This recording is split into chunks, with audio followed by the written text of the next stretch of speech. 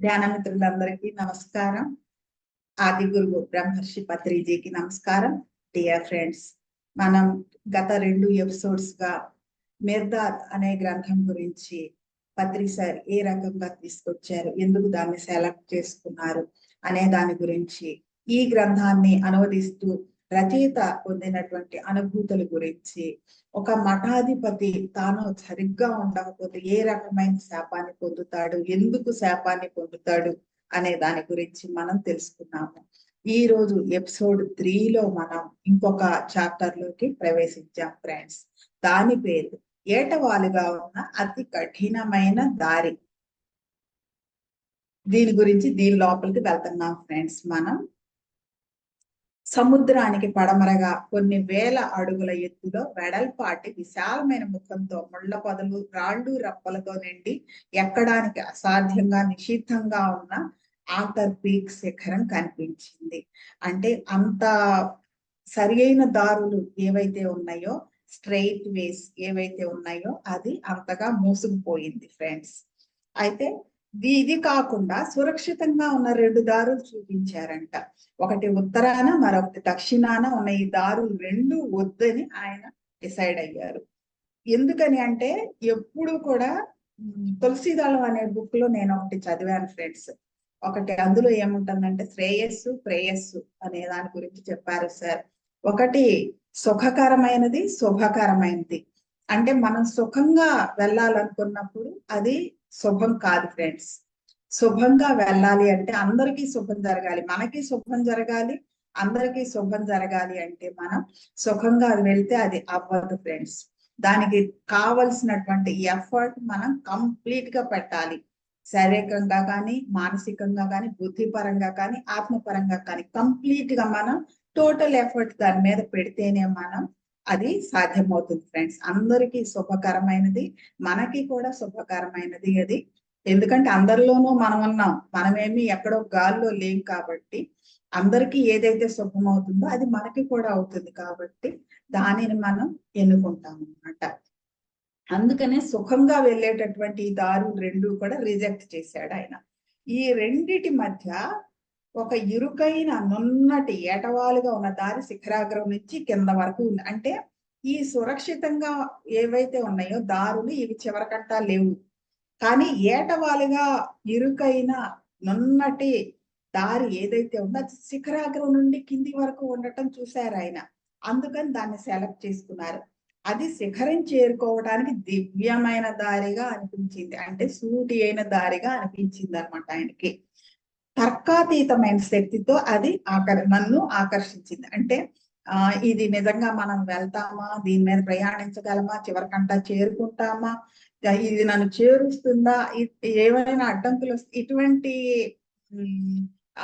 ఈ తర్కం అంటే వాదించటం అనేది దానికి అతీతంగా అది ఆయన్ని ఆకర్షించిందంట. అంటే వితౌట్ డౌటే లేకుండా, సంశయం అనేది లేకుండా అది ఆయన్ని ఆకర్షించింది.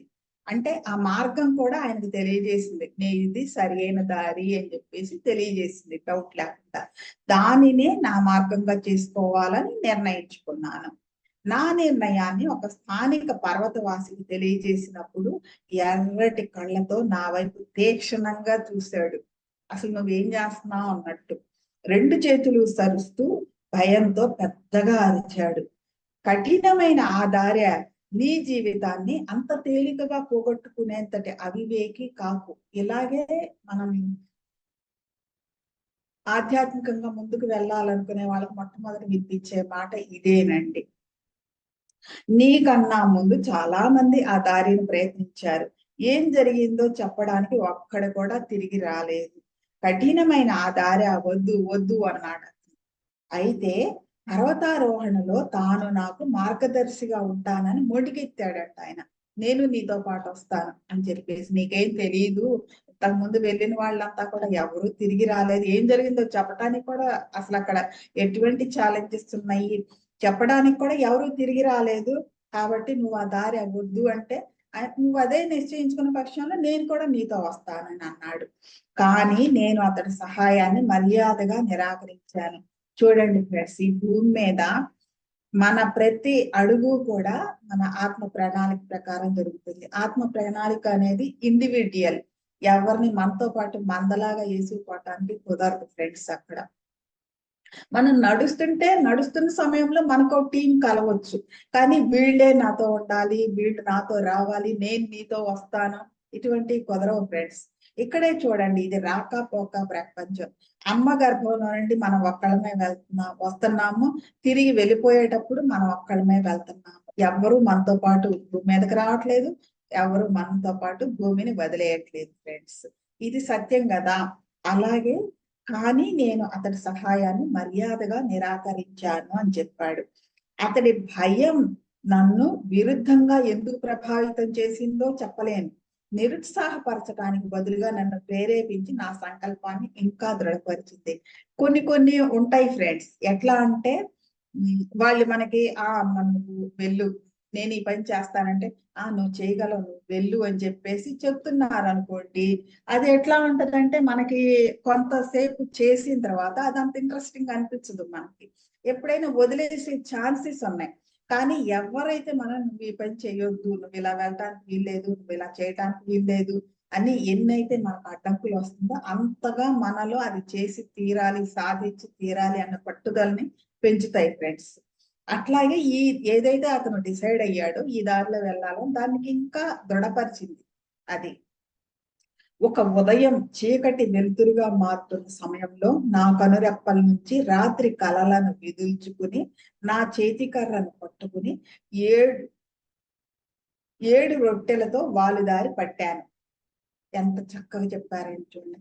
చీకటి వెలుతురుగా మారుతున్న సమయంలో అంటే మే టైంలో కనురెప్పల నుంచి రాత్రి కలలను విదుల్చుకుని, రాత్రి నిద్రలో ఏమేమైతే కలలు కన్నారో వాటిని అక్కడే వదిలేసి, కలని కలగానే వదిలేసి, చేతి కర్రతో 7 రొట్టెలతో వాలుదారి పట్టాడు ఆయన. గతిస్తున్న రాత్రి యొక్క తగ్గుతున్న ఊపిరి, అప్పుడే పుడుతున్న రోజు యొక్క వేగమైన వేడి, శాపగ్రస్తుడైన సన్యాసి రహస్యాన్ని తెలుసుకోవాలన్న తపన, ఒక్క క్షణమైనా అది ఎంత తక్కువ వ్యవధి అయినా నా నుంచి నన్ను వేరు చేసుకోవాలన్న గాఢమైన కోరిక నా పాదాలకు రెక్కలుగా, నా రక్తానికి లఘిమను ఇచ్చింది. అంటే మనం ఒక పని చెయ్యాలని చెప్పేసి డిసైడ్ అయినప్పుడు అది చేసేదాకా కూడా దాని మీదే మన ఉత్సాహం అంతా ఉంటుంది ఫ్రెండ్స్. అది ఆయన చుట్టూ ఉన్నటువంటి వాతావరణం గురించి చెప్తున్నాడు. గతిస్తున్న రాత్రి యొక్క తగ్గుతున్న ఊపిరి అంటే అది నిష్క్రమిస్తుంది. ఆ రాత్రి నిష్క్రమిస్తున్నప్పుడు, అది దూరం అవుతున్నప్పుడు అది తగ్గుతుంది. అంటే ఒక్కసారిగా దడేయమని ఆగిపోదు కదండి. రాత్రి అనేది పగలుకు మారాలి అంటే ఆ మధ్య సమయంలో దానికి ఒక ప్రాసెస్ ఉంది. ఆ ప్రాసెస్లుగా అది వెళ్తుంది. దాని విధానంలో అది అప్పుడే పుడుతున్న రోజు యొక్క వేగమైన వేడి అంటే అది తగ్గుతా వెళ్తుంది. ఇది దీని వేగం పెరిగింది, వేడి యొక్క వేగం పెరిగింది. ఆ శాపగ్రస్తుడైన సన్యాసి రహస్యాన్ని తెలుసుకోవాలన్న తపన, ఇవన్నీ రైజ్ అవుతున్నాయి అన్నమాట. ఒక్క క్షణమైన అది ఎంత తక్కువ వ్యవధి అయినా నా నుంచి నన్ను వేరు చేసుకోవాలన్న గాఢమైన కోరిక. అంటే ఒక్క క్షణం కూడా నేను ఇంకా వృధా చేయకూడదు అనేది తీసుకుని డిసైడ్ అయ్యి, అది ఆయన డిసైడ్ అయ్యింది పాదాలకి రెక్కలు రావటం. రెక్కలతో ఎగరటం కాదు ఫ్రెండ్స్, పాదాలకి రెక్కలుగా నా రక్తానికి లఘిమను అంటే ఆ పరిగెత్తే శక్తిని ఇచ్చిందంట ఆయనకి. దృఢమైన సంకల్పం నిండిన ఆత్మతో, పాటల్లో తేలిపోయే హృదయంతో నా ప్రయాణం మొదలు పెట్టాను. పాడుకుంటూ ఆయన ప్రయాణించడం అనేది మొదలు పెట్టారంట. ఆనందంగా చాలా దూరం నడిచాక ఆ వాలి యొక్క క్రింది భాగాన్ని చేరుకోగలిగాడు. ఎంతోసేపు ప్రయాణించాక నా కళ్ళతో దానిని ఎక్కాలని ప్రయత్నించినప్పుడు నెమ్మదిగా నా పాట ఆగింది. అప్పుడు ఆయనకి రియాలిటీ ఏంటో అర్థం అవటం మొదలు పెట్టింది అనమాట. మనం చెప్తా ఉంటారు కదా, దూరం కొండలు మెరుపు అని చెప్పేసి. అక్కడికి వచ్చి ఆ కొండ కిందకి వచ్చి నించుంటే గాని అసలు ఆ దారి ఏంటి, ఎలా ఉంది అనేది చూసినప్పుడు, కళ్ళతో చూసినప్పుడు అప్పుడు ఆయన నోట్లో పాట ఆగిందంట. ఇక్కడే ఒకటి చెప్తారు ఫ్రెండ్స్. పత్రిజీ చెప్పేవాళ్ళు పైనుండి మాస్టర్స్ అట్లా చేయమని ఇట్లా చేయమని మెసేజ్ ఇచ్చారు సార్ అని అంటే వాళ్ళకేమయ్యా వాళ్ళు చెప్తారు, దిగొచ్చి ఇక్కడ చేసే వాళ్ళకి అర్థమవుతుంది పరిస్థితి ఏంటో, ఎంతవరకు చేయగలరో, ఇది మన ఒక్కళ్ళతో కూడుకుని ఉన్న పని కాదు అని పత్రిజీ ఎప్పుడు చెప్పేవాడు. ఏదైనా దిగితే గానీ లోతు తెలియదు అనేది సామెత ఫ్రెండ్స్. నా కళ్ళతో దానిని ఎక్కాలని ప్రయత్నించినప్పుడు నెమ్మదిగా నా పాట ఆగింది.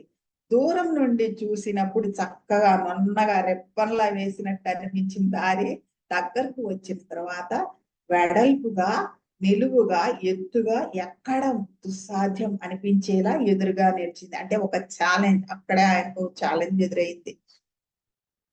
పైకి పక్కకి చెగుముకి రాళ్ళు తప్ప వేరేమీ కనిపించలేదు ఎక్కడానికి. అది మెట్లుగా లేదు, కొన్ని రాళ్ళు అట్లా కూడా మనం ఈజీగా ఒక రాయి పట్టుకుని, ఇప్పుడు ట్రెక్కింగ్స్ ఎట్లా ఉంటాయంటే ఆ రూట్ ఎట్లా డిసైడ్ చేస్తారంటే ఒక రాయి పట్టుకుని పై రాయి మీదకి ఎక్కడానికి వీలుగా ఒక సపోర్ట్ చూసుకుని అట్లా ఉంటది అన్నమాట. ఇక్కడ అట్లా సపోర్ట్ లేదు. పైకి పక్కకి చెగుముకి రాళ్ళు తప్ప వేరేమీ కనిపించలేదు. అతి చిన్న మొక్క, పదునైన సూదిలా, పదును పెట్టిన బ్లేడ్ లా పట్టుకోవటానికి కూడా అది కష్టంగా ఉందన్నమాట. ఎక్కడా ప్రాణి ఉన్న జాడ కనిపించలేదు.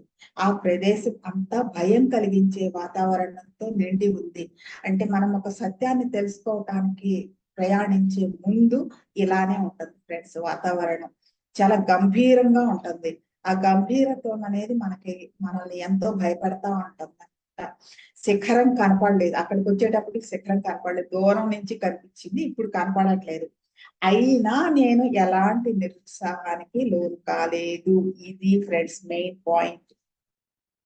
ఆ దారి గురించి నన్ను హెచ్చరించిన ఆ వ్యక్తి యొక్క కళ్ళు ఇంకా నా ముఖం పైనే ప్రజ్వలిస్తున్నాయి. అంటే అప్పుడు కూడా అవి ప్రయత్నిస్తున్నాయి అన్నమాట అతన్ని వెనక్కి లాగటానికి, వెలుగుతున్నాయి. నా సంకల్పాన్ని మరొకసారి గుర్తు చేసుకుని పైకి ఎక్కటం మొదలు పెట్టాను. త్వరలోనే అర్థమైంది, నా పాదాలు మాత్రమే నన్ను ఎక్కువ దూరం తీసుకువెళ్ళలేవు అని. అంటే ఇంకా హెల్ప్ కావాలి. త్వరలోనే అర్థమైంది, నా పాదాలు మాత్రమే నన్ను ఎక్కువ దూరం తీసుకెళ్ళలేవు. అంటే దానికి ఇంకా ఏదో కావాలి, శక్తి కావాలి. పాదాల క్రింద నుంచి రాళ్లు జారి పడుతూ మృత్యువు పట్టులు ఊపిరి సలపక ఉక్కిరి బిక్కిరై అరుస్తున్న కోటి గొంతులతో భయంకరంగా శబ్దం చేశాయి. పాదాల కింద నుంచి గులకరాళ్ళు ఎక్కుతుంటే గులకరాళ్ళు ఉంటాయి కదా. ఒకసారి నా చిన్నప్పుడు నేను మాకు ఇక్కడ విజయవాడ దగ్గర పంటపల్లి కిల్లా ఉంటది ఫ్రెండ్స్, దాని మీదకి వెళ్ళాను. 7th క్లాస్ ఏమో చదువుతున్నాను నేను, అప్పుడు వెళ్ళాను. వెళ్ళి అది చాలా చిన్న హైట్, ఇక్కడ నుండి చిన్న హైట్ అన్నమాట, ఇంతే హైట్. కానీ ఆ దారి ఏంటంటే ఈ గులకరాళ్ళతో, సన్న గులకరాళ్ళతో ఉంది. ఈ గులకరాళ్ళ మీద నుంచి నేను చెప్పులతో నేను పైకి ఎక్కలేకపోయాను. ఎటువంటి పట్టుకోవడానికి ఏం లేదు అక్కడ, చిన్నదే కదా అని ఎక్కటానికి నేను ట్రై చేసి నేను పైనుంచి ఎక్కలేకపోయాను. అప్పుడు పైనుంచి ఒకళ్ళు వచ్చి నాకు చెయ్యి ఇచ్చారు, ఆ చెయ్యి పట్టుకుని నేను పైకి ఎక్కేసాను అనమాట. అలాగా మన కాళ్ళ నుంచి జారుతుంటే ఎలా ఉంటుందో నాకు ఎక్స్పీరియన్స్ ఉంది ఫ్రెండ్స్. పాదాల క్రింద నుంచి రాళ్ళు ఆయన ఎలా కంపేర్ చేశారో చూడండి. జారి పడుతూ మృత్యువు పట్టులు ఊపిరి సలపక ఉక్కిరి బిక్కిరి, మృత్యువు మనల్ని అన్ని పక్కల నుంచి బిగదీస్తున్నప్పుడు ఊపిరి అందదు మనకి, ఉక్కిరి బిక్కిరే అరుస్తూ కోటి గొంతులతో భయంకరంగా శబ్దాలు చేశాయి. ఆ రకంగా శబ్దం చేసినాయంట అవి. ముందుకు సాగటానికి చేతులతో, మోకాళ్ళతో, కాలివేళ్లతో కదులుతున్న రాళ్ళను గుచ్చి పట్టుకోవాల్సి వచ్చింది. అంటే పట్టు అక్కడ మనకి కావాలన్నమాట, ఏది దొరికితే అది. ఎన్నో సార్లు ఎన్నో లోతుల్లోకి మేడం నేను ప్రయాణించడం జరిగింది ఫ్రెండ్స్. అక్కడ ఉన్నటువంటి మనకెటు ఏమీ కనపడదు, అక్కడ అసలు ఏం తెలియదు, ముందంతా కూడా గాఢాంధకారంగా ఉంటుంది. అసలు ముందు మనం ఎక్కడికి ప్రయాణిస్తున్నామో, ఎంతసేపు ప్రయాణించాలో, అక్కడ ఏముంటుందో ఏది కూడా మనకి తెలియదు అనమాట అక్కడ. అలాగా ఏదైతే దొరుకుతుందో దాన్ని పట్టుకుని ముందుకెళ్తున్నాడు అతను. ఇంకా అసలు మనం లోపలికి వెళ్ళే మేం చేసే ప్రయాణాల్లో అయితే ఏం తెలియదు ఫ్రెండ్స్, ఏం కనపడదు. ఒక్కటే విశ్వాసంతో మనల్ని మనం ఉన్నట్లన్నిటిని వదిలేసి మనం ముందుకు వెళ్ళాలి. మేకలోని చలాకీతనం నాకుంటే బాగుండనని ఎంత కోరుకున్నానో చూడండి. యానిమల్స్ కున్న టాలెంట్ అనేది ఇక్కడ గుర్తొచ్చింది ఆయన. మేక మౌంటైన్ గోట్ అంటారు, ఎలా దూకుతుంది ఒకదాని మీద నుంచి ఒకదాని మీదకి. అది ఉంటే నాకు ఆ చలాకితనం ఉంటే బాగుండని నేను కోరుకున్నారంట. విశ్రాంతి తీసుకోకుండా వంకర టిక్కరగా పైకి పాకాను. అంటే ఎలా దొరికితే అలాగా ముందుకెళ్ళిపోయారు. నేను గమ్యం చేరక ముందే చీకటి పడుతుందేమోనని భయం వేసింది. తిరిగి వెళ్ళడం అనేది నా ఆలోచనలోనే లేదు. ఎప్పుడైనా కానీ కొన్ని కొన్ని డ్రీమ్స్ వచ్చాయి ఫ్రెండ్స్. ఆ డ్రీమ్స్ లో ప్రయాణిస్తున్నప్పుడు ఆ ఎదురవుతున్న ఛాలెంజెస్ కి నాకు ఒక్కొక్కసారి భయం వేసేది. భయం వేసినా కానీ నాకు వెనక్కి తిరిగి వెళ్ళాలనిపించేది కాదు. ఎలా అయినా నేను ముందుకు వెళ్ళాలని అనిపించేది అనమాట. అదే ఇతను కూడా చెప్తున్నాడు. పగలు అయిపోతున్న సమయంలో అకస్మాత్తుగా ఆకలి వేసింది. అప్పటి వరకు నాకు ఆకలి దప్పుల గురించి ధ్యాసే లేదు. నా నడుముకు కట్టిన రుమాల్లో రొట్టెలు వెలకట్టడానికి వీలు కానంత విలువైనవి. ఆ క్షణంలో చూడండి, మనకు అన్ని సమకూరి ఉన్నప్పుడు మనకి ఆహారం వాల్యూ తెలియదు ఫ్రెండ్స్. ఎప్పుడైతే మనకి ఇంకా దొరకదు, చచ్చిపోతున్నాం, ఆకలితో పేగులు కడుపు ఉంట చుట్టుకుపోతుంది, అప్పుడు మనకి ఆహారం విలువ తెలుస్తుంది. అప్పుడు ఏది దొరికితే మనకి ఆహారం అమృతం లాగా అనిపిస్తుంది అనమాట. అందుకే చెప్తారు ఫ్రెండ్స్ తెలుగులో, ఆహారం రుచి ఎరగదు, నిద్ర సుఖం ఎరగదు అనేది తెలుగులో ఒక సామెత. అవి విప్పి మొదటి ముక్క తుంచబోయే సమయంలో గంటల శబ్దం, వెదురుతో చేసిన పిల్లన గ్రోవ్ నుంచి వస్తున్న రోదన లాంటి శబ్దంగా నా చెవులను తాకింది. అంటే ఎవరో వస్తున్నారు ఫ్లూట్ ప్లే చేసుకుంటా. రాళ్ల గిట్టలతో నిండి నిర్మానుష్యంగా ఉన్న ఆ స్థలంలో వేరేది అంతకన్నా ఆశ్చర్యం కలగజేయదు. ఇటువంటి ప్లేస్ లో ఎవరో ఉన్నారా, ఎలా ఉన్నారు అనేది అంతకంటే ఆశ్చర్యం కలగజేసేది ఏది కూడా ఆయన జీవితంలో జరగలేదు. శిఖరం పైన నా కుడి ప్రక్కన ఒక నల్లటి పెద్ద పొట్టేలును చూశాను. ఊపిరి తీసుకునే లోపు అన్ని ప్రక్కల నుంచి గొర్రెలు నన్ను చుట్టుముట్టాయి.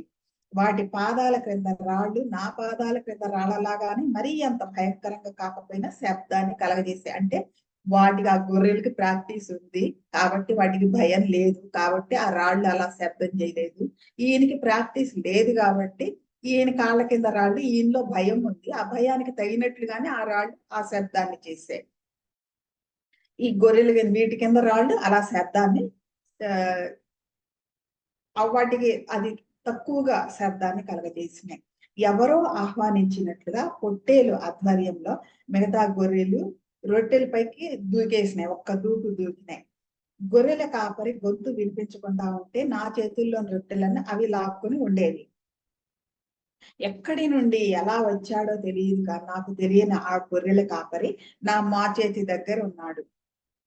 పొడుగ్గా, బలంగా, ముఖంలో తేజస్సుతో పట్టొచ్చినట్లు ఉన్న ఆకారంతో ఉన్న యువకుడు అతడు. ఎప్పుడూ కూడా మనకి మన దగ్గర మనకి అవసరం లేనిది ఏదైతే ఉందో మిగతా వాటికి అది అవసరం ఎలా అయితే అవుతుందో దాన్ని అందరికీ పంచటం కోసం, పంచేలా చేయటం కోసం మన పక్కన ఒక గురువు ఉంటాడు ఫ్రెండ్స్. ఈయన చూడండి ఎట్లా చెప్తున్నారు. ఆ గొర్రెలు కాపరి ఎలా ఉన్నాడు, అడవిలో ఉండేవాళ్ళు, అక్కడ ఉండేవాళ్ళు, ఆ ప్లేస్ లో ఉండేవాళ్ళు ఎలా ఉంటారు ఫ్రెండ్స్? ఫేషియల్స్ అవి చేయించుకుని నీట్ గా సూటు బుట్టు వేసుకుని ఉంటారా? ఎలా ఉంటారు వాళ్ళు? ప్రకృతి ఎలా ఉంటుంది? ప్రకృతి సహజంగా ఉంటారు. కానీ అతను ఎలా ఉన్నాడు? పొడుగ్గా, బలంగా, ముఖంలో తేజస్సుతో పట్టొచ్చినట్టున్న ఆకారం. అంటే మనం ఆ జన్మలో మనం ఆ ఫేస్ మర్చిపోమన్నమాట. అలా ఉన్నాడంట అతడు, యువకుడు. అతడి నడుముకి ఉన్న చర్మమే అతడి వస్త్రం, ఇంకేమీ గుడ్డలు పట్టుకోలేదు. అతడి చేతిలో ఉన్న వెదురు వేణివే అతడి అస్త్రం, ఇంకేం అతని చేతుల్లో లేవు. నా పొట్టేలు ముద్దు చేయబడి చెడిపోయింది. మృదువుగా సరసంగా చెప్పాడట ఆయన. ఒక పక్కనేమో ఉన్న 7 రొట్టెల మీదకి గొర్రెలన్నీ ఎగబడుతున్నాయి. ఇది ఎలాగా, వీటి నుండి ఎలా కాపాడుకోవాలా అంటే అనుకుంటే ఆయన వచ్చి సింపుల్ గా ఏం చెప్తున్నారు, నా పొట్టేలు ముద్దు చేయబడి చెడిపోయిందని చెప్తున్నాడు సింపుల్ గా. ఎప్పుడు రొట్టె ఉంటే అప్పుడు వాటికి పెడతాను. చాలా రోజులుగా రొట్టెలు తినేవారు ఎవ్వరూ ఇటు వెళ్ళలేదు. పొట్టేలు వైపు తిరిగి ఇది ఇతనికి చెప్తూ పొట్టేలు వైపు తిరిగి చెప్పాడు. అదృష్టం ఎలా అమరుస్తుందో చూసావా? అదృష్టం గురించి ఎప్పుడూ నిరాశ చెందకు. నేను ఎన్నోసార్లు చెప్పాను ఫ్రెండ్స్, పత్రిజీ ఒక ప్రాజెక్ట్ ఇచ్చారు అంటే ఎట్టి పరిస్థితుల్లోనూ కూడా మనం నిరాశ పడకూడదు. ఎందుకంటే ఆయన అన్నింటినీ కూడా ఏ సమయానికి ఏది అందాలో దానిని ఆయన ఏర్పాటు చేసిన తర్వాతే మనకు ఆ ప్రాజెక్ట్ గురించి చెప్తారని నేను చెప్పాను ఎన్నోసార్లు. అది నా విషయంలోనూ మేడం విషయంలోనూ ఎన్నోసార్లు అది అనుభవం అయ్యింది కూడా ఫ్రెండ్స్. ఆయన చెప్తున్నాడు, పొట్టేలతో చెప్తున్నాడు. ఒక యానిమల్ కి అర్థమవుతుంది ఫ్రెండ్స్, మనిషికి అర్థం కావట్లేదు. ఎందుకనంటే మనసు కారణం. అదృష్టం ఎలా అమరుస్తుందో చూసావా? అదృష్టం గురించి ఎప్పుడూ నిరాశ చెందకు. అదే ఫ్రెండ్స్ మనం తెలుసుకోవాల్సింది. మన అదృష్టం ఏంటంటే ఆది గురువు పత్రిజీ. ఆయన ఉండగా మనకి ఎటువంటి లోటు జరగదు ఫ్రెండ్స్. కిందకు వంగి ఒక రొట్టె తీసుకున్నాడు. అతడికి ఆకలిగా ఉందనే ఉద్దేశంతో సౌమ్యంగా మనస్ఫూర్తిగా అతడితో చెప్పాను, మితంగా ఉన్న ఈ ఆహారాన్ని మనం పంచుకుందాం. మన ఇద్దరికి మరి పొట్టేలికి సరిపడా రొట్టె ఉంది అని అతను చెప్పాడు. ఏదో ఒకటి తీసుకుంటాడు కాబట్టి ఫోన్లే ఒక రొట్టె అతను తిని పంచుకుంటే అంతవరకు పంచుకుంటే సరిపోతుంది అని చెప్పేసి అతను అనుకున్నాడు. అయితే ఆశ్చర్యంతో నాకు నిస్త్రాణ వచ్చేలా, అంటే నీరసానికి పరాకాష్ట అనమాట. నీరసం అని కూడా చెప్పడానికి వీల్లేదు దాన్ని. నిస్త్రాణ అంటే ఆ స్థితి. ఒక పక్కన ఆకలి మలమల మాడిపోతున్నాడు. తింటే తప్ప నేను బ్రతకలేను అన్న ఆలోచనలో ఉన్నాడు. ఒక రొట్టె తీసుకుని ఓ ముక్క కొరుక్కుని మిగతాది గొర్రెలకి విసిరేశాడు అంట. అలాగే 7 రొట్టెలు కొరుక్కుని విసిరేశాడు మొత్తం. భయభ్రాంతుడినయ్యాను. కోపం నా గుండెలో పెళ్ళు బిక్కింది. అయినా నా అసహాయతని అర్థం చేసుకున్న నేను నా కోపాన్ని తగ్గించుకుని చిరాకు వ్యక్తపరిచే కరుణతో గొర్రెల కాపరి వైపు తిరిగి సగం యాచించే ధోరణిలో, సగం తప్పు పట్టే ధోరణిలో అన్నాను, ఆకలితో ఉన్న మనిషి రొట్టెలను నీ గొర్రెలకు పెట్టావు. నీ గొర్రెల పాలతో అతడి ఆకలిని తీర్చవా అని అడిగాడంట. అంటే మనది కాని సమయంలో మనం ఆవేశపడకూడదు అని అతనికి తెలుసు కాబట్టి కోపాన్ని తగ్గించుకుని చిరాకు పుట్టించే ధోరణిలో, ఆయన్ని తప్పు పట్టే ధోరణిలో అడిగాడంట. నా దగ్గర నుండి ఎంతో ఆకలేస్తాను, నా దగ్గర నుండి చపాతీలు రొట్టెలు తీసుకుని నీ గొర్రెలకు పెట్టేసి అయిపోయింది. నీ గొర్రెల పాలతో నా కడుపు నింపొచ్చు కదా అని చెప్పేసి అడిగాడంట. అతడి ఆకలి తీర్చొచ్చు కదా. చూడండి ఇక్కడ పదాన్ని ఎట్లా ఉపయోగించాడో చూడండి. ఆకలితో ఉన్న మనిషి అంటే నేను అనట్లేదు అతను. అంటే తను శరీరంగా ఒక పర్సన్ గా అతను ప్రజెంట్ చేయట్లేదు. ఆకలితో ఉన్న మనిషి రొట్టెలను నీ గొర్రెలకి పెట్టావు. నీ గొర్రెల పాలతో అతడి ఆకలి తీర్చవా అని అడిగాడు. అడిగితే ఆయన చెప్పారంట కదా, నా గొర్రెల పాలు బుద్ధిహీనుల పాలు అంటే విషం. అంటే నీకు బుద్ధి అంటే ఇక్కడ అర్థం ఏంటంటే పత్రిజీ చెప్పారు తులసి దళంలో, బుద్ధి అంటే స్మృతి. నేనెవ్వరు, నేనేంటి, నా స్థితి ఏంటి అని చెప్పేసి అవేర్నెస్ అనమాట బుద్ధి అంటే. స్మృతి అంటే ఆ ఎరుక, అవేర్నెస్. నా గొర్రెల పాలు బుద్ధిహీనుల పాలిట విషం. అంటే బుద్ధిహీనులు అంటే ఏదో కాదండి, మన గురించి మనం తెలియని స్థితిలో ఉండటం, ఆ అవేర్నెస్ లేని స్థితిలో ఉండటమే బుద్ధిహీనత్వం అనమాట. అంటే మనం మన స్మృతిని, అవేర్నెస్ ని కోల్పోయాం, అప్పుడు బుద్ధిహీనులం అవుతున్నాం. ఎప్పుడైతే అవేర్నెస్ లో ఉంటామో అప్పుడు బుద్ధివంతులం అవుతాం అనమాట. నా గొర్రెలతో ఏ ఒక్క బుద్ధిహీనం జీవితం అయినా సరే తీసుకుని అపరాధం చేయటం నాకు ఇష్టం లేదు. నా గొర్రెలతో ఏ ఒక్క గొర్రెతోనూ ఒక్క బుద్ధిహీనం జీవితం అయినా సరే తీసుకుని అపరాధం చేయటం అంటే అతని పాలిట విషం అవుతుంది. అది మన దగ్గర ఎంత గొప్ప జ్ఞానమైనా కానీ ఒక్క డబ్బు విషయంలోనే చెప్తారు ఫ్రెండ్స్, ఎవరికి కూడా అపాత్ర దానం చేయకూడదు అని చెప్తారు. ఎందుకంటే అది వాళ్ళకి ఎక్సెస్ అవుతుంది, దాన్ని ఎలా వాడాలో తెలియదు. దాని వల్ల వాళ్ళకి నష్టం జరుగుతుందే తప్ప లాభం జరగదు ఫ్రెండ్స్. అందుకే అపాత్ర దానం చేయకూడదు అంటారు. అదే ఈయన చెప్తున్నారు, అపరాధం చేయటం నాకు ఇష్టం లేదు. అది ఇచ్చిన వాళ్ళకి వేస్ట్ అవుతుంది, తీసుకున్న వాళ్ళకి ఉపయోగపడదు, వృధా అవుతుంది. కాబట్టి అది అపరాధం అవుతుంది, అతను చేసిన అపరాధం అవుతుంది. కానీ ఏ రకంగా నేను బుద్ధిహీనుడిని అని ఈయన అడిగారు. 7 జీవితాల ప్రయాణానికి 7 రొట్టెలు తెచ్చుకోవడంలో మనం ఆత్మ ప్రయాణం చేస్తున్నప్పుడు, ఆధ్యాత్మిక ప్రయాణం చేస్తున్నప్పుడు అది ఎలా ఉంటుందంటే ఈ జన్మకు సంబంధించింది మాత్రమే కాదు ఫ్రెండ్స్. ఒక జన్మ తర్వాత ఒక మెట్టు తర్వాత ఇంకొక మెట్టు ఎక్కినట్లుగానే ఒక జన్మ తర్వాత ఇంకొక జన్మలోకి ఇంకొక అనుభవం కోసం ప్రయాణిస్తున్నాం మనం. అప్పుడు మనం మొత్తం అంతా కొన్ని జన్మల కింద 7 రొట్టెలు నాకు ఈ చాలు అని చెప్పేసి పుదాన్ని వేసుకొని వస్తే అవి మనతో పాటు వస్తాయా? అది బుద్ధిహీనత్వం అనమాట. 7 జీవితాల ప్రయాణానికి 7 రొట్టెలు తెచ్చుకోవడంలో అప్పుడు నేను 7,000 తెచ్చుకుని ఉండవలసిందా అని అడిగారు ఈయన. అడిగితే ఒక్కటి కూడా కాదు అని ఆయన చెప్పారు. మనకి కబీర్ దాస్ చెప్పింది చెప్తా ఉంటారు ఫ్రెండ్స్. ఈ సూదిని వచ్చే జన్మలో ఇవ్వమంటే నేను ఎలా ఇవ్వగలను అంటే, సూదినే ఇవ్వలేని వాడివి, ఇదంతా తీసుకెళ్ళలేని వాడివి, ఇదంతా ఎట్లా తీసుకెళ్ళగలను సంపాదిస్తాం అని అడిగారని చెప్తారు. ఒక్కటి కూడా కాదు అని చెప్పారు ఈయన. దూర ప్రయాణంలో ఆహారం లేకుండా ఉండాలి, అదేనా నీ సలహా అని అంటే ఆయన చెప్పారు, బాటసారికి ఆహారం అమర్చలేని బాట నడవ తగిన బాట కాదు. ఎలా చెప్పారు, ఎంత అద్భుతంగా చెప్పారో చూడండి.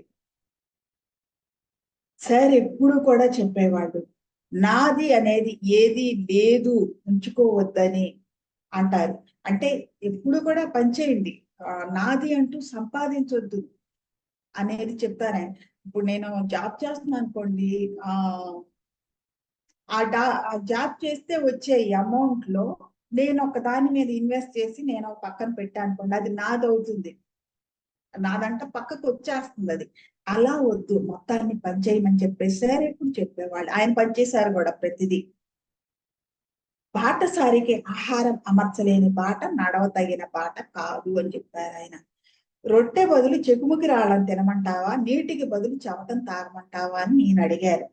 నీ మాంసం నీకు చాలినంత ఆహారం, నీ రక్తం నీకు చాలినంత పానీయం, వాటికి తోడు బాట కూడా ఉంది అని చెప్తున్నారు ఆయన. అంటే ఇక్కడ ఏంటంటే మనం వింటున్నాం ఫ్రెండ్స్, ఆ పత్రి సరే స్టేజ్ మీద అనౌన్స్ చేశారు. మనకి తెలుసు, కొంతమందిని చూసాము. సన్యోగి అని ఒక ఆయన ఉన్నారు. ఆయన నాకు తెలిసినప్పటికీ ఆయన 12 సంవత్సరాలుగా నీళ్లు కూడా తాగట్లేదు ఆయన. ఆయనకి ఏది ఆహారం అంటే సన్ రేస్. ఆయన పేరు సన్యోగి అని చెప్తారనమాట. ఆ సన్ రేస్, సూర్యకిరణాలని ఆయన ఆహారంగా తీసుకుంటారు. రోజు ఒక పావు గంట సూర్యుడిని చూస్తూ ఉంటారు. ఆయనకు కావాల్సింది ఆయనకు వచ్చేస్తారు అనమాట. అలాగా మరి జాస్ముఖిని చూసాము. ఆవిడ ఎన్నో సంవత్సరాలుగా ఆవిడ ఏమి తీసుకోరు, వాటర్ కూడా తాగరు ఆవిడ. అట్లాగే ఇంకొక మాస్టర్ది వీడియో చూసాం మనం. ఎవరంటే ఆ క్రియాయోగం చేస్తారు. కొన్ని వందల మందికి రోజు వండి పెడతా ఉంటారు. నిండుగా గుమ్మడికాయలాగా ఉంటారు ఆవిడ. అస్సలు ఆవిడ ఫుడ్ తీసుకోరు అంటే అట్లా ఉండనే ఉంటారు అసలు. అంటే ఫుడ్ తీసుకోకపోతే పీకిపోతారేమో, విటమిన్స్ మినరల్స్ అందవేమో అనేది ఒక అభిప్రాయం ఉంటుంది ఫ్రెండ్స్. కానీ ఆహారాన్ని ఆహారంగా తీసుకోవాలి. ఆహారం మనకి ప్రకృతి అందించినటువంటి గిఫ్ట్ అది, దాని బహుమతి. కాబట్టి మనం ఆ గౌరవంతో ఆహారాన్ని ఆహారంగా స్వీకరించాలి. అందరి పట్ల కృతజ్ఞతతో స్వీకరించాలి. అంతేకాని అది లేకపోతే మనం బ్రతకలేమని కానీ, అది లేకపోతే మనకి విటమిన్స్ ఇవి ఏవి రావు అని కానీ, ఇట్లా ఈ ఉద్దేశం, అది మాత్రమే మనల్ని బ్రతికిస్తుంది అన్న తప్పుడు అభిప్రాయంతో మనం దాన్ని తీసుకోకూడదు ఫ్రెండ్స్. దాని మీద మనం డిపెండ్ అవుతున్నాము. అండ్ మనం ఉండగలము. మనకి కావాల్సింది మనకి కాస్మోస్ అంటే అనంతం నుండి లభిస్తుంది. ఈ ఈ లోపు మనం దేన్నైతే మనం టేస్ట్ చేయదలుచుకున్నామో, రుచి చూడదలుచుకున్నామో దానిని దానిగా తీసుకోవాలి అనేది ఇందులో చెప్తున్నారు ఫ్రెండ్స్. నీ మాంసం నీకు చాలినంత ఆహారం, అదే నీకు ఇస్తుంది. నీ రక్తం నీకు చాలినంత పానీయం, అదే నీ దాహాన్ని తీరుస్తుంది. వాటికి తోడు బాట కూడా ఉంది. ఇంకేమైనా తక్కువైతే నీకు బాట ఇస్తుంది, దారి ఇస్తుంది. పిల్లలకి ఎప్పుడు కూడా ఏం చెప్పేవాళ్ళంటే విద్యని నేర్పించమనేవాళ్ళు. ఆ విద్యతో వాళ్ళు ప్రయాణిస్తుంటే వాళ్ళకి కావాల్సినవన్నీ కూడా వాళ్ళు ప్రయాణిస్తున్నప్పుడు ప్రయాణంలో వాళ్ళు సంపాదించుకుంటారు. నువ్వు వాళ్ళకి ఇది అవసరం అవుతుంది, అది అవసరం అవుతుంది అని ఏర్పాటు చేసినవన్నీ కూడా వాళ్ళకి ఎందుకు ఉపయోగపడవు. ఎందుకంటే అనుభవాల కోసం భూమి మీదకి వచ్చాం కాబట్టి ఫ్రెండ్స్. గొర్రెల కాపరి, నన్ను మరీ ఎక్కువగా ఎగతాళి చేస్తున్నావు, కానీ నీ ఎగతాళిని త్రిప్పి కొట్టాను. నా రొట్టె తిన్నవారు ఎవరైనా అతడు నన్ను పస్తు పెట్టినా అతడు నా సోదరుడు అవుతాడు. చూడండి ఎట్లా చెప్తున్నారు. పగలు కొండబారిపోతోంది, రాత్రి సమయం అవుతోంది, నా దారిలోకి వెళ్ళాలి. నేను శిఖరానికి ఇంకా ఎంత దూరంలో ఉన్నాను అన్న విషయం అయినా చెప్పవా అని అడిగారు ఆయన. అడిగితే నువ్వు మరుపుకి చాలా దగ్గరలో ఉన్నావు అని చెప్తున్నారు. అంటే నేను నాది అనే దాన్ని మర్చిపోవటానికి చాలా దగ్గరలో ఉన్నావని చెప్పారనమాట. ఇది చెప్పి మురళిని పెదాల దగ్గర పెట్టుకుని క్రింది ప్రపంచాల నుంచి వస్తున్న ఫిర్యాదుల అవగాహనకు అందని రాగాలను ఆలపిస్తూ తదనుగుణంగా నడుస్తూ వెళ్ళిపోయాడు. చూడండి, కింద నుండి ఈ కంప్లైంట్స్ అందదన్నమాట. అది ఇది ఎలా ఉంది, అది అలా ఉంది జడ్జి చేయటానికి కానీ కంప్లైంట్ చేయటానికి కానీ అందని రాగాలని ఆయన ఆలపించారంట. ఎంత అద్భుతంగా ఉంది కదండి. ఆలపిస్తూ దానికి అనుగుణంగా నడుస్తూ వెళ్ళిపోయారు. అతడి వెనక పొట్టేలు, దానిని అనుసరించి మిగిలిన గొర్రెలు వెళ్ళిపోయినాయి. రాళ్లు నలుగుతున్న శబ్దం, గొర్రెల అరుపులతో కలిసిపోయిన మురళీరవం చాలాసేపు విన్నాను. ఆకలిని పూర్తిగా మర్చిపోయి గొర్రెల కాపరి ధ్వంసం చేసిన నా శక్తిని, సంకల్పాన్ని తిరిగి కూడగట్టడం మొదలు పెట్టాను. భయంకరమైన జారే రాళ్లతోనే రాత్రి గడపవలసి వస్తే క్రిందకి జారి పడకుండా అలసిన నా శరీరం విశ్రాంతి తీసుకోవటానికి ఒక ప్లేస్ చూసుకోవాలి. తిరిగి పాకటం మొదలు పెట్టాను. క్రిందకి చూసినప్పుడు ఎంత ఎత్తుకి చేరాను అన్నది అర్థమైంది. అది నమ్మలేకపోయాను. అంటే మనం ఒక దానిని కోరుకుంటాం ఫ్రెండ్స్. ఒకటి ఏదైనా కనిపెట్టాలని కోరుకుంటాం, లేదా ఒక ఉద్యోగం ఇంకా పైకి ఎదగాలి, ఇంకా పైకి ఎదగాలి. స్పెషల్లీ ఆధ్యాత్మిక ప్రయాణంలో మనకి ఏదైతే అంతవరకు అయ్యున్నామో వాటిని ఒక్కటొక్కటిగా వదిలేసుకుంటూ ముందుకు వెళ్తాం ఫ్రెండ్స్. ఎంత దూరం వెళ్ళాము అని మనం వెనక్కి తిరిగి చూసుకున్నప్పుడు ఏంటంటే మన చుట్టూ ఉన్న వాళ్ళని చూస్తే, వాళ్ళకి మనకి ఉన్న డిఫరెన్స్ చూస్తే మనకు అర్థమవుతుంది మనం ఎంత దూరం ప్రయాణించాం అనేది. అది మనకి ఆశ్చర్యం వేస్తుంది ఫ్రెండ్స్, ఇలా వెళ్ళామా మనము అనేది. అలాగా క్రిందకి చూసినప్పుడు ఎంత ఎత్తుకు చేరాను అన్నది అర్థమైంది. అది నమ్మలేకపోయాను. అది నమ్మలేని సత్యం ఫ్రెండ్స్, కానీ నమ్మాలి, ప్రయాణించింది మనమే కాబట్టి. వాలు యొక్క క్రింది భాగం కనిపించడం లేదు. శిఖరం చేరుకోగలిగినంత దూరంలో కనిపించింది. రాత్రి అయ్యే సమయానికి రాళ్ల పొద్దుకతో మండపంలా ఉన్న ఒక గుహ దగ్గరికి వచ్చాను.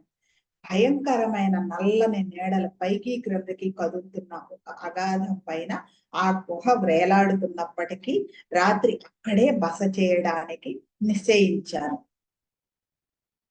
ఇంతవరకు అతనికి ఒక షెల్టర్ దొరికింది ఫ్రెండ్స్, ఒక కేవ్ దొరికింది.